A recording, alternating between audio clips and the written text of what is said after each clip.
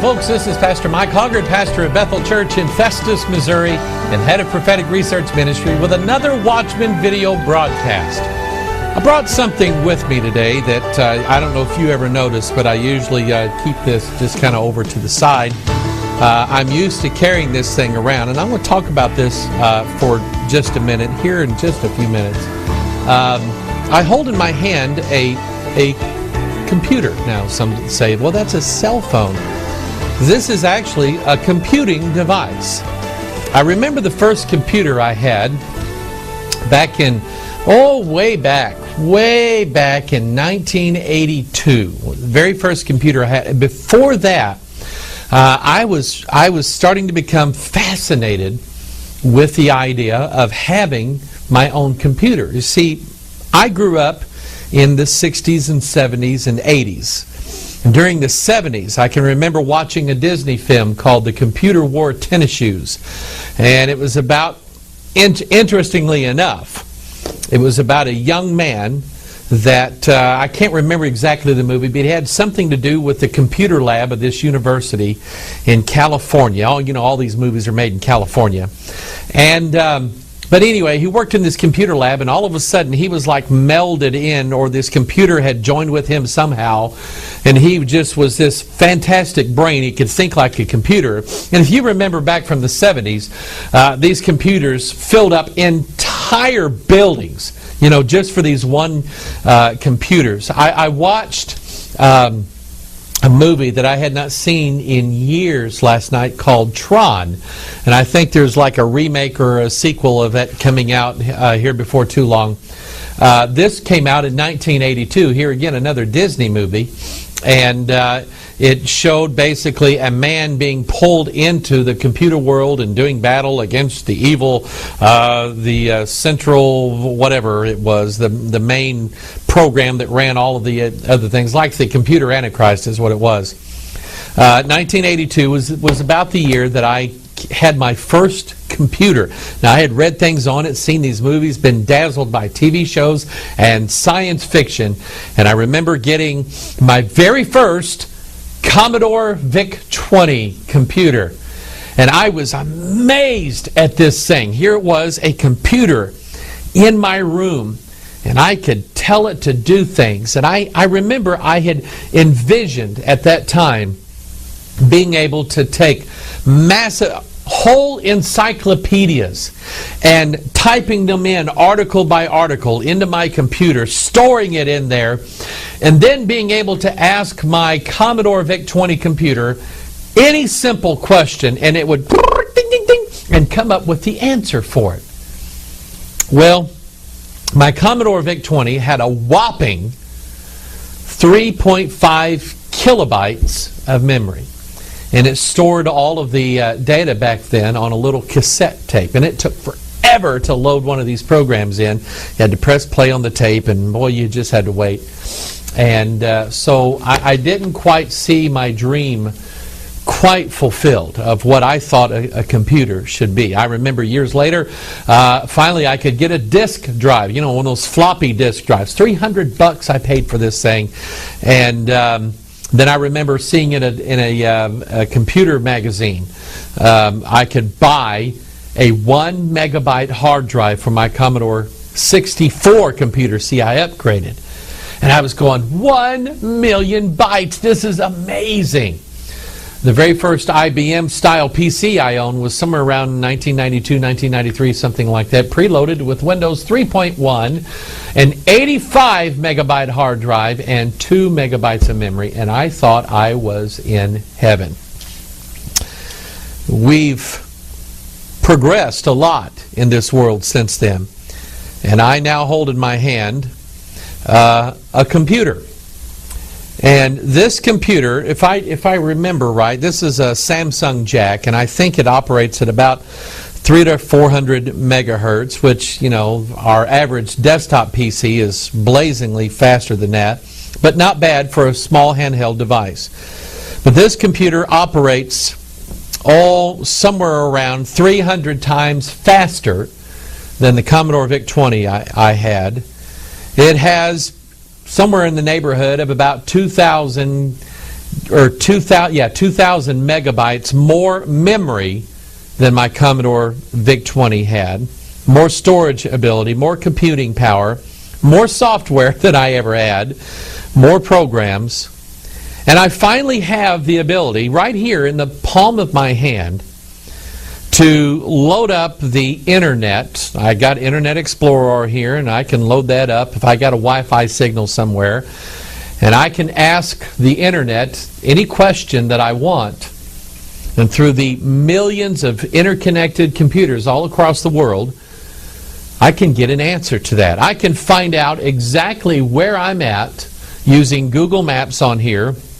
And the triangulation that cell phones are, they're like the little coordinate things, and find out exactly where I am anywhere on the globe. This is absolutely amazing, the technology that we hold in the palm of our hand that we actually take for granted. We've come a long, long way since 1982 when I had my first computer, and it's just absolutely amazing. I can make telephone calls, all of which is done digitally. You see, the computer takes my voice and turns it into numbers, zeros and ones, and transmit it through a wireless signal. I can receive messages from, here's one from my wife, a text message. Can't ignore that for too long. But anyway, this is the technology, and this is old stuff already. I mean, this phone's about a year old, 2 years old, something like that. And it's already ancient stuff. We're going to talk about technology. We're going to talk about something called the singularity in this broadcast. And I want you to understand, if we have progressed this far in this world as far as electronics is concerned, where are we going in the very near future? We're seemingly changing like every 6 months. We're doubling our knowledge of the universe. So I want to read some articles, and we're going to talk about what's called the singularity in this broadcast. And here is an article that somebody sent me, and this is really what got me going with this. So if you sent me this, I appreciate it. And I'm just going to kind of read this article through because I think it has some very interesting things that we need to look at. The article's called, from PC World, it's called Better Living Through Implants. Imagine if you could learn to fly a helicopter by downloading software directly to your brain. We saw that in the movie The Matrix. Imagine if your eyes could see an object overlaid with data miles away in the dark. These science fiction scenes from The Matrix and the Terminator movies may be less fictional in the future thanks to the fascinating science behind medical implants. Interdisciplinary teams of surgeons, research engineers, computer scientists are creating complex electronics designed to work within the human body to simulate human functions. Today's bionic technology helps people suffering from disease or disability and may pave the way to a future where the blind can see and the deaf can hear. Researchers have achieved breakthroughs in medical science, but the level of improvement these advances offer doesn't approach the level of typical human sight, sound, thought, or movement. But implants are getting better, faster, and smaller. And experts say that they could be used to augment healthy human performance within 5 to 10 years.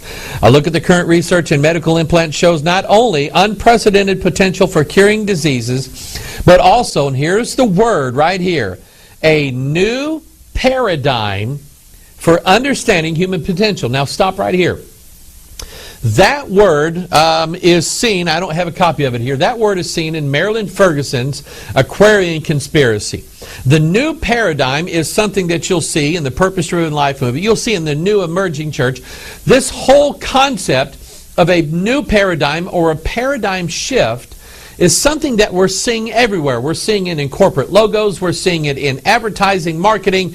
We're seeing it in the church nowadays. All of a sudden, everybody is talking about in different ways and in different styles, but they're all talking about some sort of transformation that's going to take place. A new paradigm, a shift in the way that humans exist. The article talks about having bionic eyes. I don't know if you remember the $6 million man. He had bionic eyes. We're on the verge now of creating an interface between the human eye and the brain that would allow people with faulty eyes not only to see, but we're also on the verge of allowing people who can see normally the ability to see beyond human limits. This is where we're headed. The article talks about brain-computer interfaces, giving people who cannot speak the ability to speak. Brain implants, body implants, the article talks about. Performance-enhancing body implants, so that there is a fusion of technology and humanity.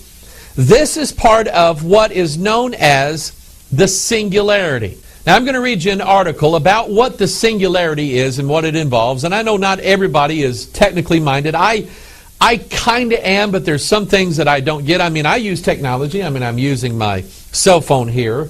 I'm using a microphone here hooked into a digital camera. This camera is taking my image and my sound, and it's converting it into zeros and ones. And when I get done, I'm going to take this and download it into my computer. Well, let's see, that would be uploading. I would upload it into my computer so I can edit it. And then when we're done, I'm going to put it on a digital versatile disk, or I'm going to transmit it digitally to the internet so that you can get on your digital interface device, which is a computer, and watch what I'm doing here in our secret broadcasting compound. We are using technology everywhere, but this technology and people's understanding of what we're able to do with the smallest and simplest devices is growing exponentially. And it's leading to the part of human evolution that they call the Singularity. Let's look at this article. What is the Singularity, and will you live to see it? If you read any science fiction or futurism, you've probably heard people using the term singularity to describe the world of tomorrow. But what exactly does it mean, and where does the idea come from? We answer in today's Backgrounder. The term singularity describes a moment when a civilization changes so much that its rules and technology are incomprehensible to previous generations. Think of it as a point of no return in history. Here again, a paradigm shift. Most thinkers believe the singularity will be jump-started by extremely rapid technological and scientific changes. These changes will be so fast and so profound that every aspect of our society will be transformed, from our bodies and families to our governments. Remember, we are living in an age right now where we have a president who campaigned on the idea of transformation, fundamentally transforming the United States of America. We're looking at churches now that are promising transformation to everybody, and these are usually outside of the cross of Jesus Christ. We're living in a world right now where we can literally see the transformation of everything in this world into a completely new world order. That's what the singularity represents. The article goes on to say a good way to understand the singularity is to imagine explaining the internet to somebody living in the year 1200. Your frames of reference would be so different that it would be almost impossible to convey how the internet works, let alone what it means to our society. You are on the other side of what seems like a singularity to our person from the Middle Ages, but from the perspective of a future singularity, we are the medieval ones. Advances in science and technology mean that singularities might happen over periods much shorter than 800 years. Talking about the singularity is a paradox because it is an attempt to imagine something that is by definition unimaginable to people in the present day. But that hasn't stopped hundreds of science fiction writers and futurists from doing it.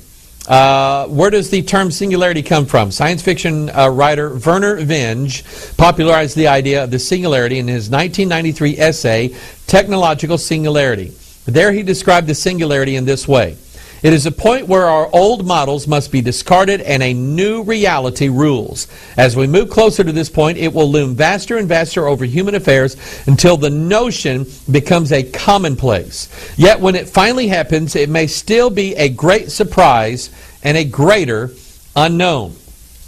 What technologies are likely to cause the next singularity? As we mentioned earlier, artificial intelligence is the technology that most people believe will usher in the singularity. Authors like Vinge and Singularitarian Ray Kurzweil think AI will usher in the singularity for a twofold reason. First, creating a new form of intelligent life will completely change our understanding of ourselves as humans. Second, AI will allow us to develop new technologies so much faster than we could before that our civilization will transform rapidly. A corollary to AI is the development of robots who can work alongside and beyond humans.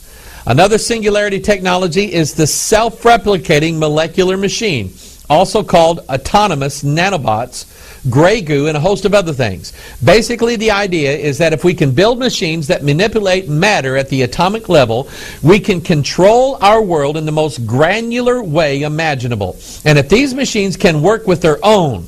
And finally, a singularitarian thought is devoted to the idea that synthetic biology, genetic engineering, we're going to talk about that, and other life sciences will eventually give us control of the human genome.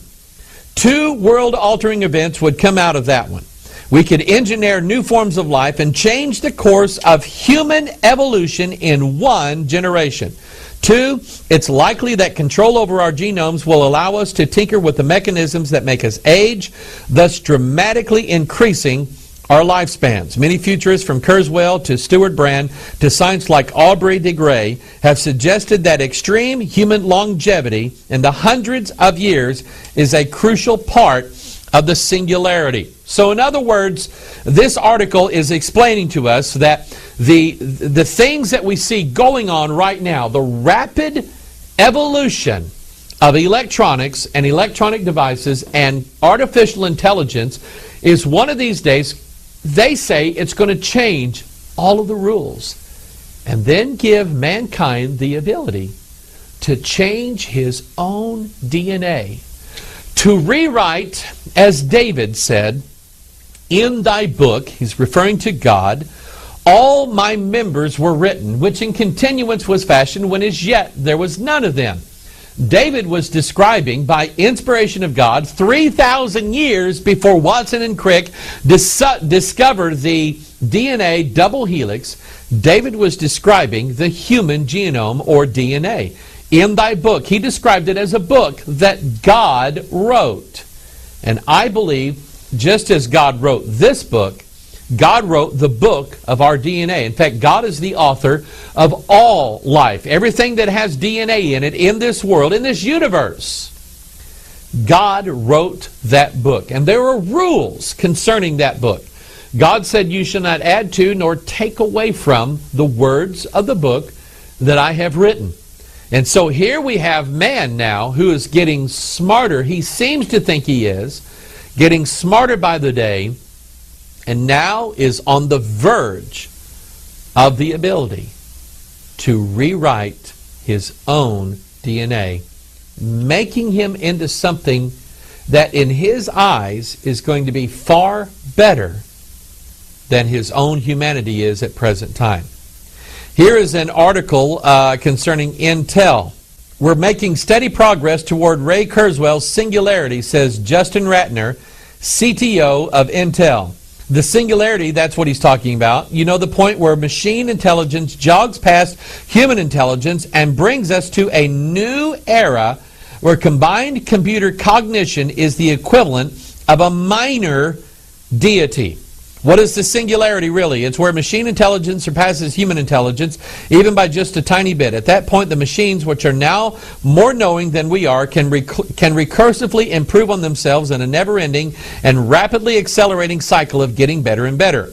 Kurzweil tones it down a bit and simply says it's going to be a time where machines can manifest their own rapidly advancing technology. The implications of a meteoric rise in technology, self-replicating, smarter than human intelligences, and super beings, it's all still there though.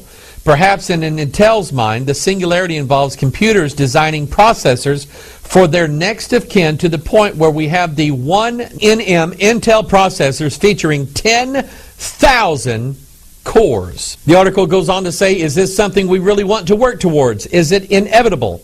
And will these machines become self-aware? No one really knows, but it's certainly an interesting concept to think on. Congratulations, Intel. Stating that they are actively working on the Singularity goes a bit beyond miniaturizing processors and coming up with interesting ways to optimize code for multiple cores. It's a bit like casually stating that your experiments on Family Dog have yielded a Doberman with the intelligence of your or I and the ability to speak several languages.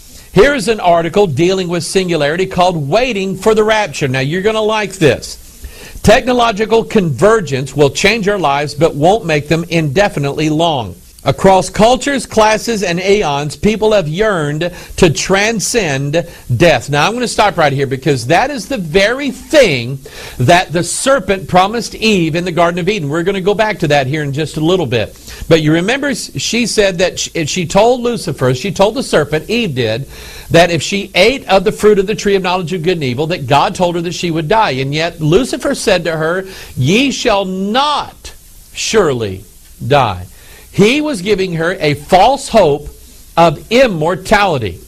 And so anyway, people have yearned to transcend death. Bear that history in mind as you consider the creed of the Singularitarians. Many of them fervently believe that in the next several decades we'll have computers into which you'll be able to upload your consciousness, the mysterious thing that makes you, you.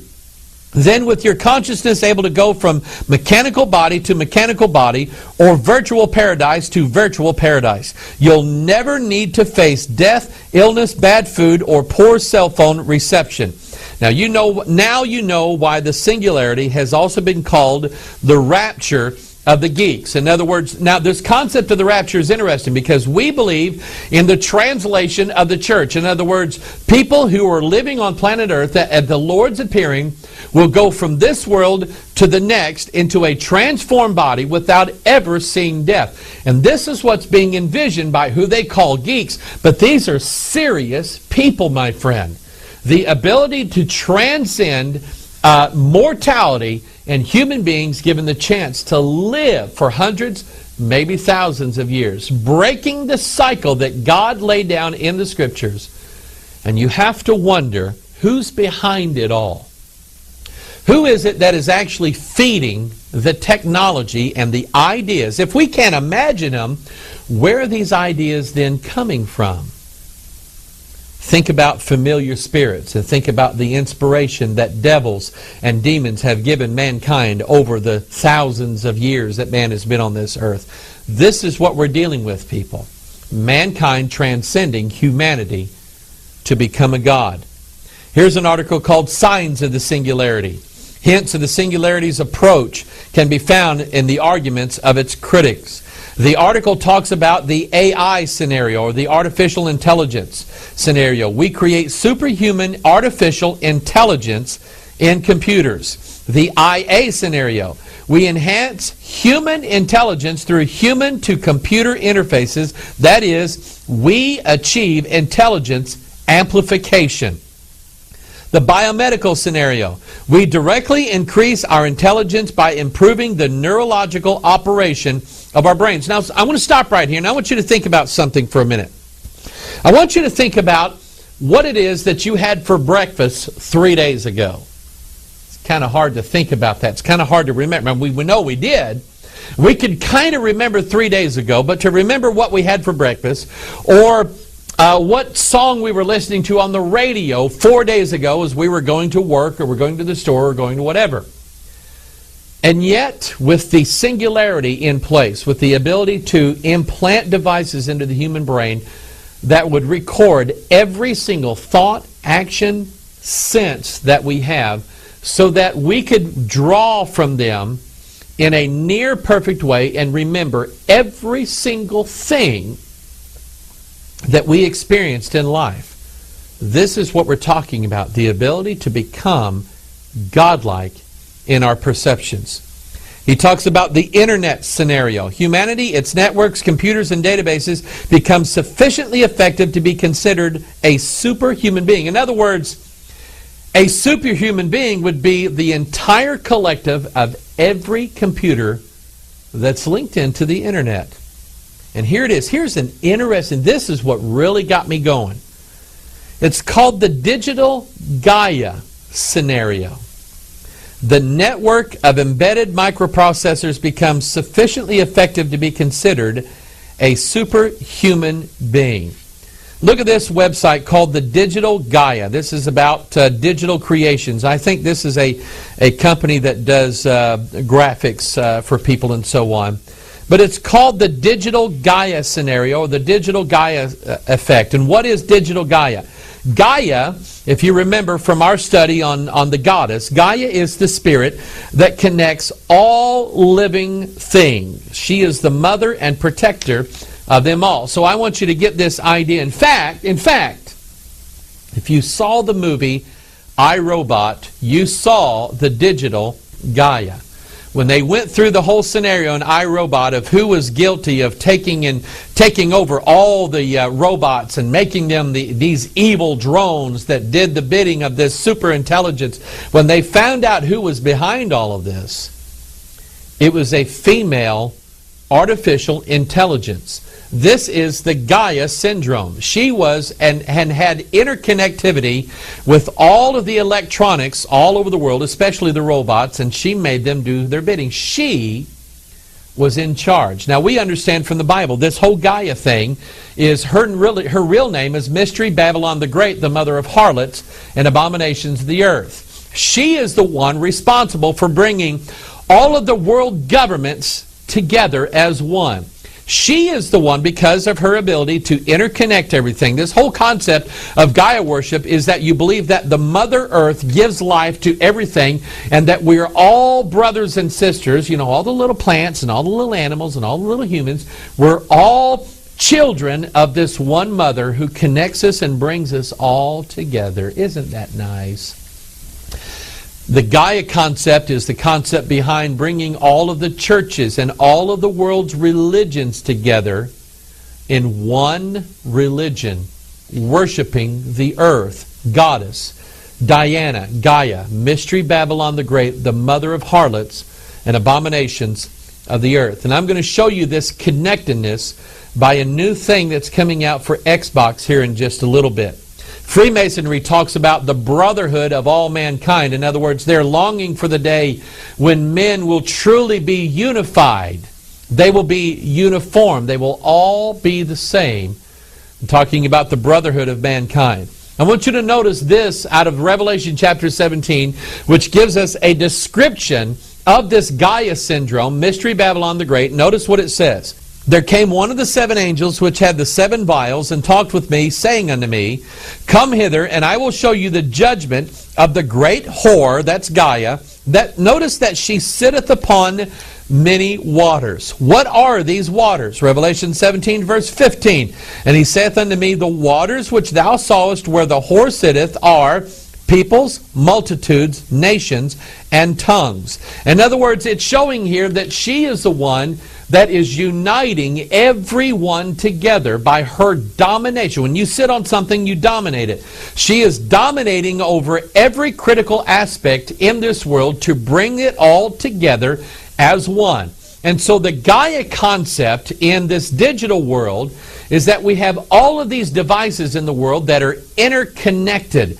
Devices in even the most mundane things like refrigerators and televisions and satellite boxes and your cars and your cell phones and your iPods. It just, for some reason, every new gadget now that comes out has to have the ability somehow, some way of connecting with everything else. This is the new paradigm in electronics. And this is the Gaia concept, so that when all of these devices coming together, the hypothesis is that they themselves will be some sort of new super being, almost godlike. This is a scary world that we live in. Because while these futurists imagine that this is going to be some kind of great way of making the world at peace and harmonizing with one another and everybody getting along, we tend to leave out one very important thing. And that is the fallen, wicked nature of mankind in his flesh. Mankind becoming a god in his mortal body will not be a good thing. It won't. Look at this article called The Energy Roadmap. IBM's vision of a smart planet expects sensors and software to launch era of smart infrastructure.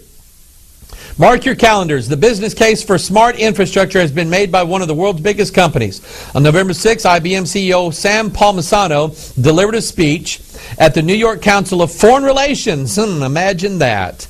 Palmisano highlighted Big Blue's vision of a smart planet and the tremendous near-term opportunities in building out that global smart infrastructures for energy, water, information, transportation of people and goods. By the way, this is not just about being smart, it's about control. This is why this was done on the Council of Foreign Relations. This is about controlling every single thing that happens on the planet through this smart infrastructure. The Gaia syndrome is what it's called. Palmisano echoed a vision described by visionaries and futurists long ago of a digital planet. Now we might expect broader endorsements for smart infrastructure by mainstream businesses and policy leaders, especially in the United States, under the Obama administration. We can also build more reliable forecasts and roadmaps based on expectations for investments. Remember, money is a big part of this.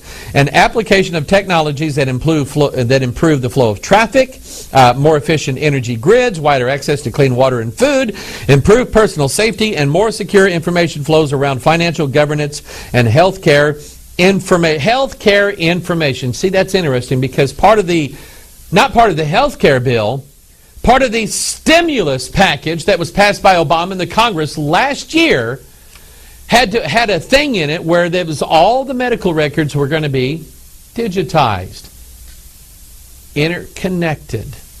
And this is the goal of the New World Order. Here's quotes from Palmisano's address. What's making this possible? Number one, our world is becoming instrumented. There will likely be 4 billion mobile phone subscribers by the end of this year and 30 billion radio frequency identification tags produced globally within 2 years. Sensors are being embedded across entire ecosystems, supply chains, healthcare networks, cities, even natural systems like rivers. By the way, articles coming out this week that in some states it's against the law for you to collect rainwater. Because now the new law, the new paradigms, the new laws are gaining control of every drop of water that exists in the United States of America. How are they going to do it? Electronically. Second, our world is becoming interconnected.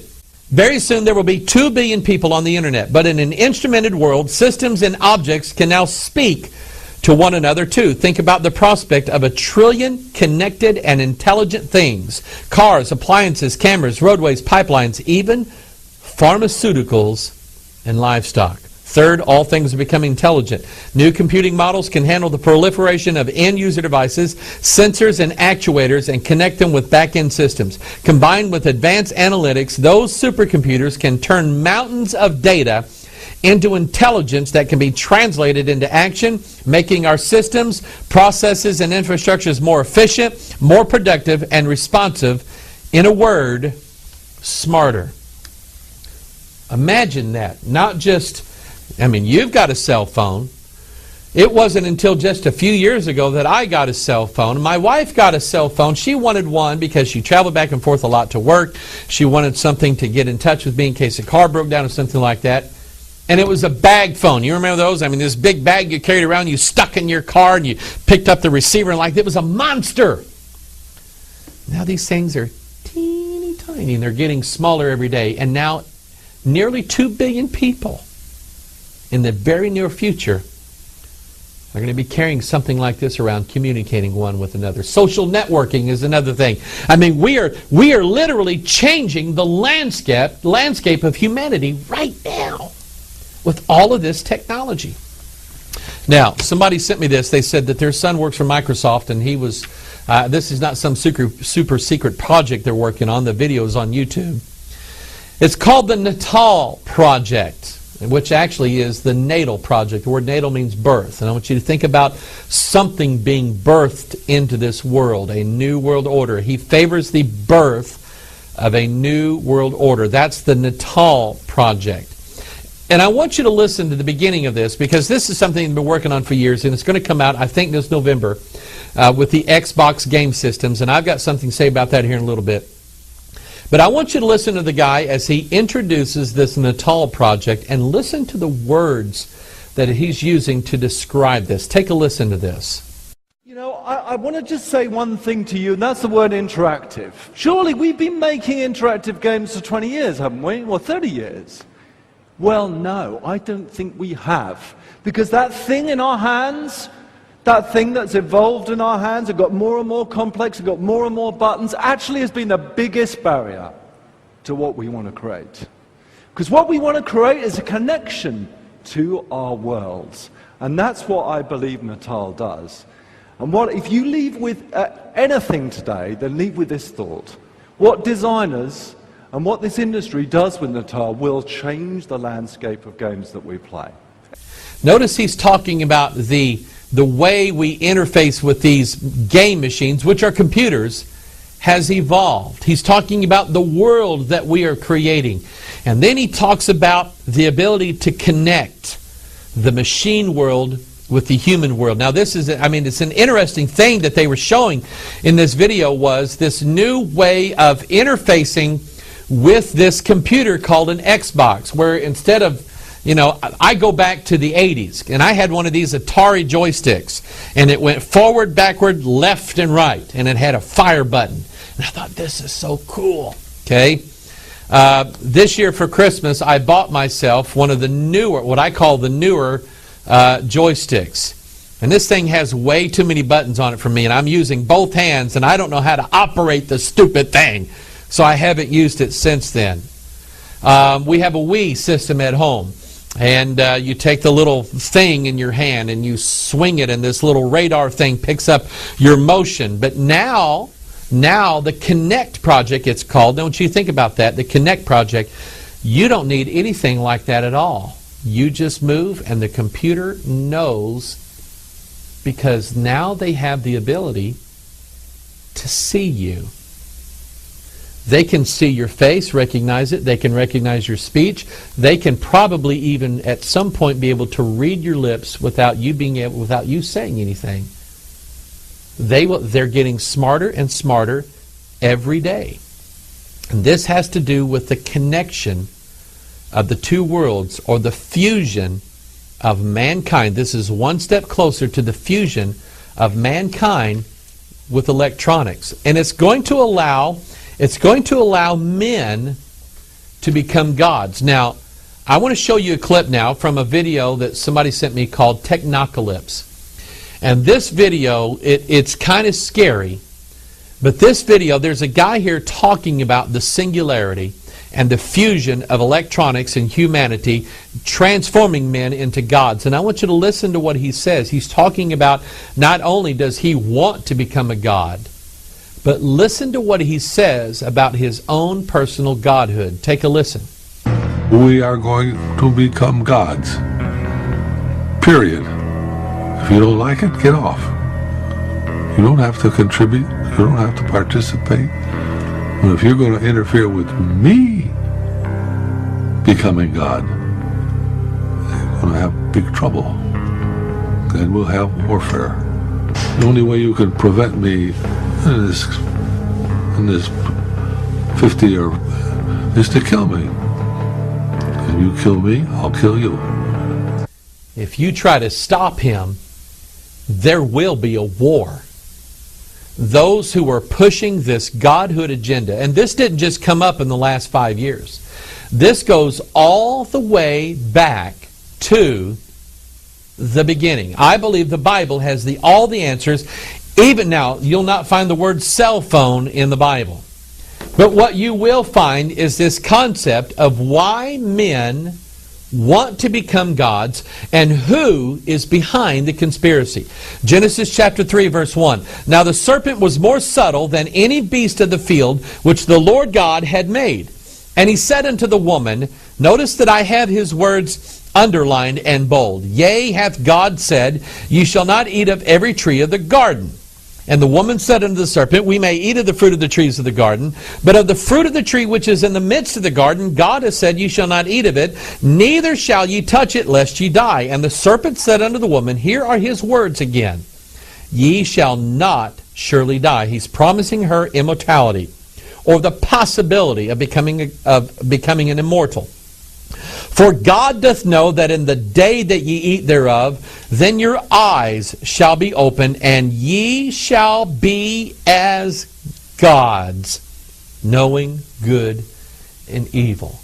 The devil promised mankind, and that promise is still in effect today, giving mankind the potential to become gods. Now, we have the New Agers going around talking about it all the time.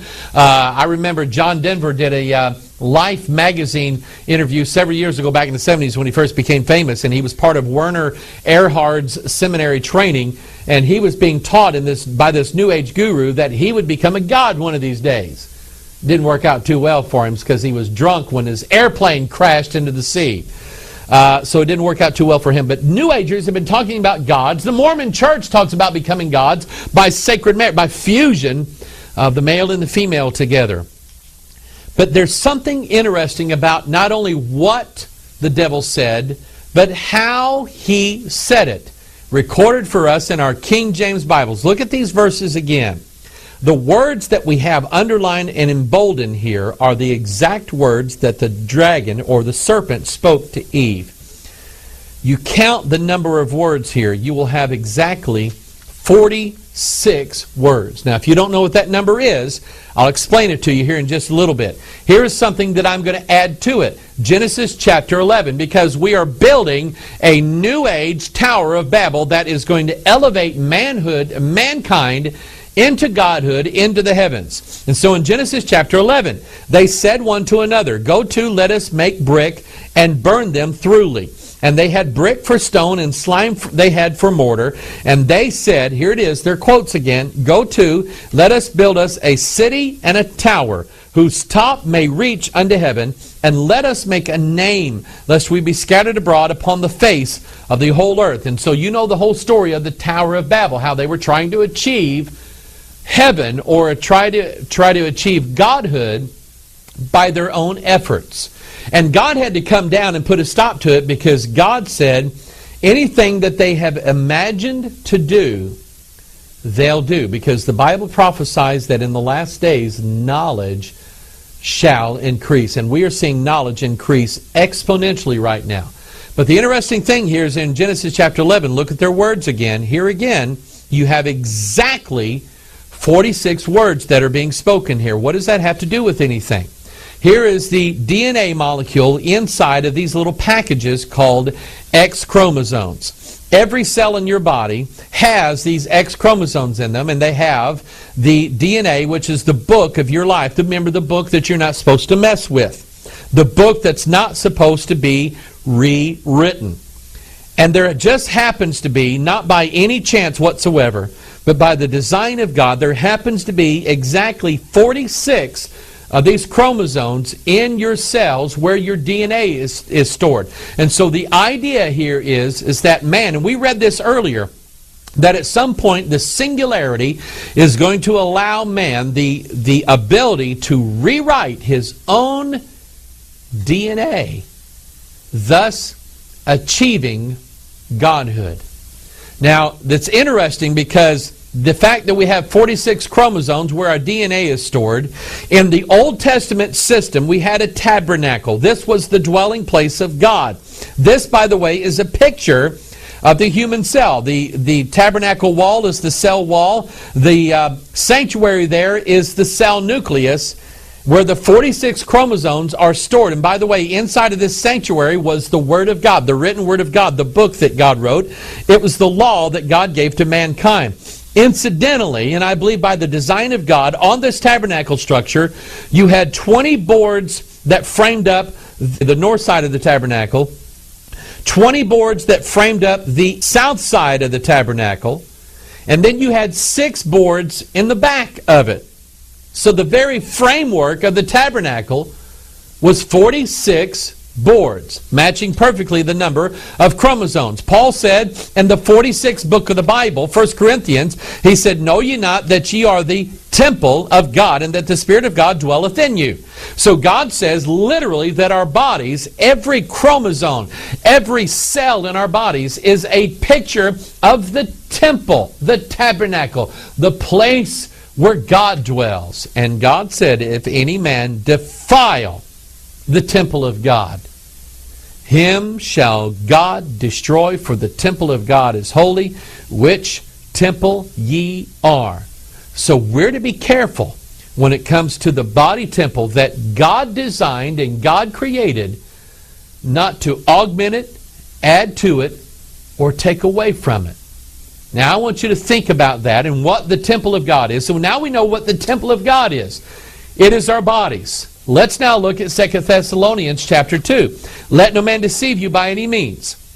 For that day shall not come, except there come a falling away first, and the man of sin be revealed, the son of perdition. This is the Antichrist, who opposeth and exalteth himself above all that is called God, or that is worshipped, so that he as God, here it is, sitteth in the temple of God, showing himself that he is God. He literally, this Antichrist literally is going to reign on the inside of every human being, because that's what the temple of God really is.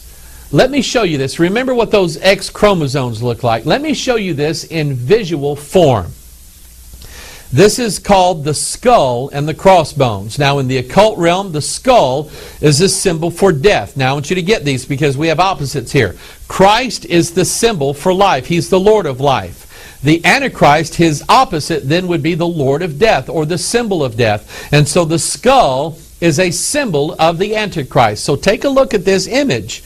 We have the X chromosome featured by the crossbones, and we have the skull added to it. This is a picture of the Antichrist reigning inside of the very temple of God, our very chromosomes, right inside of our DNA. Something is going to be added to man's DNA. What does this have to do with the singularity? I want you to notice again this symbol, and then take a look at an electronics company called Singular Wireless. The idea that billions of people are now going to be interconnected. And you know, these are kind of cumbersome. Have you ever tried to drive and have one of these cell phones stuck in your ear? You ever tried to write something? Or hold on, hang on, I can't. Or have you ever been one of those places where, hang on, I can't hear you. What? Kind of cumbersome. And cell phones sometimes really make me mad. But the technology is just around the corner to where this is not going to be here and here. It's going to be here and here on the inside of us. That's why this company was called Singular Wireless. Just this week, I saw this commercial, and several people sent me a link to this. Here is another wireless company, a company that is connecting everybody together through electronics, bringing us into the singularity, Verizon Wireless. And notice their new ad campaign is called Rule the Air. Now, several weeks ago, we did a thing on our Watchman broadcast about this new movie coming out called Avatar: The Last Airbender. By the way, Avatar is the fusion of gods and men together. And this airbender is someone who has power over the air. They can rule over the air. Where does that concept come from? It comes from the Bible, people. Ephesians chapter 2, wherein in time past you walked according to the course of this world, according to the prince of the power of the air, the spirit that now worketh in the children of disobedience. Folks, that spirit who is the prince of the power of the air is that spirit of Antichrist that is working right now through the children of disobedience. And here's another interesting thing. You go to Verizon's website and look at this whole Rule the Air website, and you have all of these people here who have these waves around them, or these halo images. And what is the image of a halo? It designates someone who has the sun god in them. It designates someone who is a god himself. Go back to this image. Look at it. These people all have halos around them. Hence, they have all become gods, and they have the power to rule the air. think again of this X chromosome symbol that we looked at with our DNA in it, and that being the focus of all of the conspiracies that we're looking at here. And now look at this game machine called the Xbox. And up until now, it really to me hasn't made a lot of sense why they named it the Xbox. Until now, this new paradigm, this new way of connecting with the computer world, it was called the Natal Project or the Natal Project. Now it's called Connect, and the variant spelling has to do with kinetic energy and motion being what connects us with the computer world. And so already games and applications are being developed that make use of this new technology. And here's one. This is interesting to me. This is on the Connect line, and it's for the Xbox, and it's called Your Shape Fitness Evolved. How many other things in this world have to do with evolution and the transformation of mankind? By the way, take a look at the symbol located here, Your Shape Fitness Evolved. We're going to talk about that. What does this have to do with this idea of Connect? What is the truth behind it? The fact that the fourth kingdom that Daniel talked about. In fact, let's look at the scriptures here. Daniel chapter 2, verse 42. And as the toes of the feet were part of iron and part of clay, so the kingdom shall be partly strong and partly broken. And whereas thou sawest iron mixed with miry clay, the iron is the fourth kingdom, the miry clay is mankind, they shall mingle themselves with, look at here's the word here, the seed of men. The seed of men is a Bible phrase for his genetics, his chromosomes, his DNA. That's what this is about. This fourth kingdom is not a kingdom of this world. They are principalities, powers, rulers of darkness, spiritual wickedness in high places. These are spirits. This is a spiritual kingdom. The gods who are going to connect with mankind through his X chromosomes where his DNA is stored. That's what it's all about. How many things now are we, when we look out into the world, do we see things talking about connect, connect, connect? Especially in the church realm. The new paradigm in churches is to marking themselves somehow, some way with this idea of connect. Here's one church, Peninsula City Church. Notice their logos. The X chromosome and the skull with it. Back to this Xbox Connect game, Your Shape Fitness Evolved, that symbol is what's referred to as the triple helix. Take a look at it. This was theorized originally by Linus Pauling, who about the time of Watson and Crick decided that human DNA actually had 3 strands and not 2, making it a triple helix. Of course, he was proven to be wrong, but some scientists are getting together and they're thinking, now wait a minute. We are 2 strands of DNA, but wonder what would happen if we figured out a way of adding a 3rd strand to man's DNA. Hence an article coming out of Scientific American, Triple Helix, designing a new molecule of life, literally taking man's 2-strand DNA and adding a 3rd strand to it. That is the meaning behind the Triple Helix logo, behind the logo here that is on the Xbox game. That is the meaning behind the capstone and the unfinished pyramid. In the world of the occult and Freemasonry, the unfinished pyramid represents man's 2-strand DNA. It isn't complete in their eyes. It needs to have something added to it.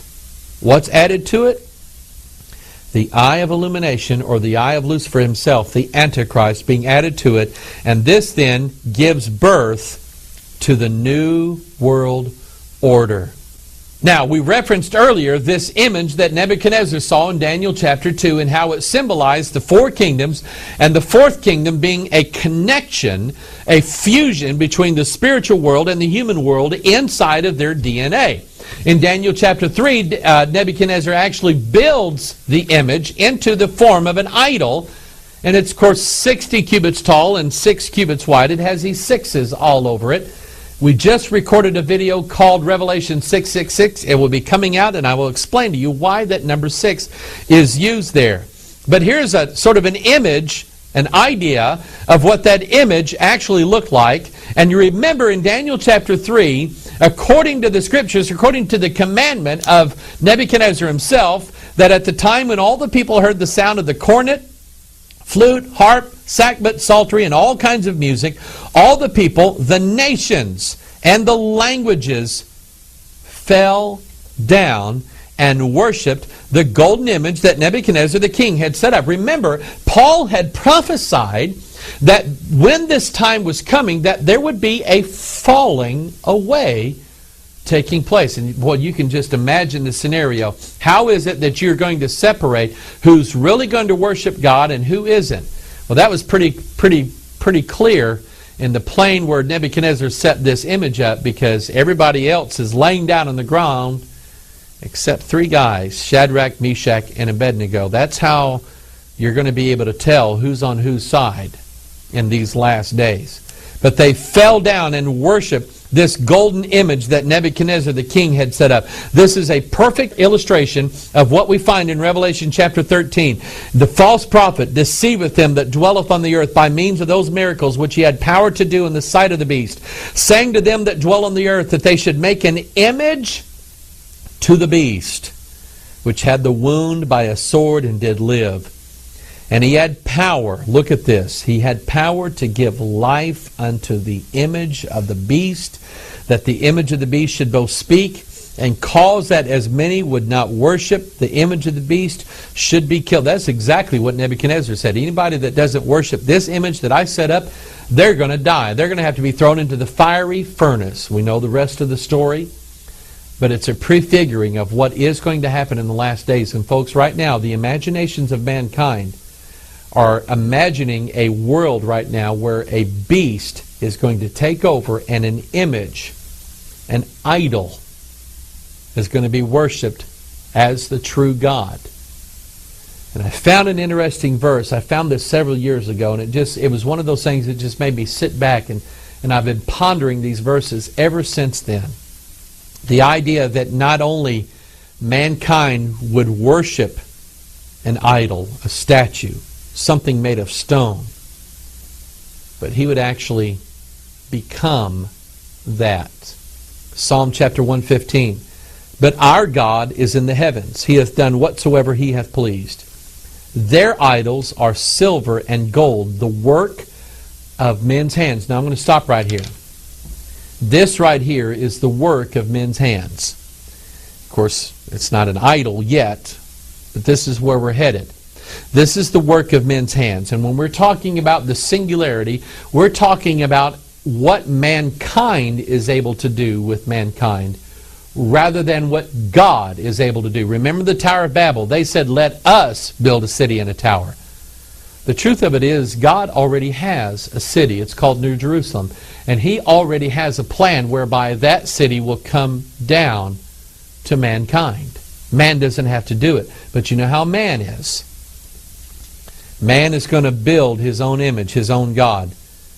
They have mouths, but they speak not. Eyes have they, but they see not. They have ears, but they hear not. Noses have they, but they smell not. They have hands, but they handle not. Feet have they, but they walk not. Neither speak they through their throat. In verse 8, and they that make them are like unto them. So is everyone that trusteth in them. In other words, those who worship the idol are going to be like the idol. Similarly, those who worship the true God are going to be like the true God. This Bible is absolutely fascinating because people are racing toward their own godhood and their own destruction in this world. And it's happening fast, very fast. Who knows when the paradigm shift will actually take place? But more than likely, in our lifetime, we're going to see this happen. Are you ready? What are you trusting? See, we like to trust machines. We like to trust pharmaceutical companies. Not a good idea. We like to trust doctors. I don't have anything against doctors. I don't have anything against certain medications. But I'm telling you, we're putting all of our trust in things of this world. And eventually we're going to end up putting our trust in mankind. And God says, trust me. So in this same chapter, Psalm 115, God said, O Israel, trust thou in the Lord. He is their help and their shield. O house of Aaron, trust in the Lord. He is their help and their shield. Ye that fear the Lord, trust in the Lord. He is their help and their shield.